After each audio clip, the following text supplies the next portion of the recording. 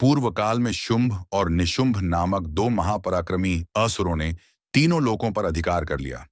इंद्र, सूर्य, चंद्रमा, यम, वरुण, कुबेर सभी देवताओं को उन्होंने स्वर्ग से निकाल दिया।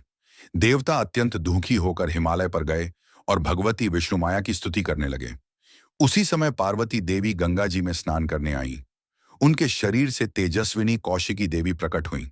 छंड और मुंड ने देवी को देखा और शुंभ के पास जाकर बोले, महाराज, एक अनुपम सौंदर्य की देवी हिमालय पर स्थित हैं। वह स्वर्ण सी दीप्ति फैला रही हैं। उन्हें आप अपने अधिकार में कर लें।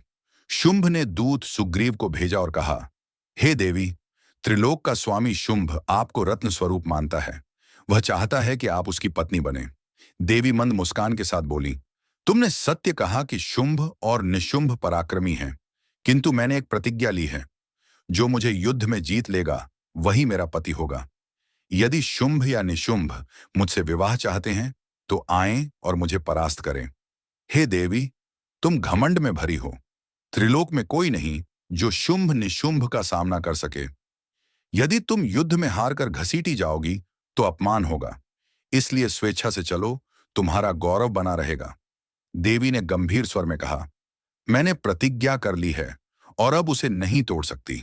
जाकर अपने स्वामी से कहो, यदि वह मुझे चाहता है तो युद्ध में परास्त करके मुझे प्राप्त करे। इस अध्याय की शिक्षा, देवी केवल वही स्वीकार करती हैं जो योग्य हो, धर्मयुक्त हो और जिसने उसे कर्म क्षेत्र में विजय किया हो। यह अध्याय सिखाता है कि स्त्री कोई वस्तु नहीं जिसे बलपूर्वक प्राप्त किया जा सके।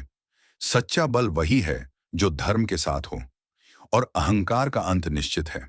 आत्मसम्मान, संकल्प और धर्म पर अडिग रहने वाली शक्ति ही देवी है। नमस्तुभ्यम, नमस्तुभ्यम, नमस्तुभ्यम, नमो नमः।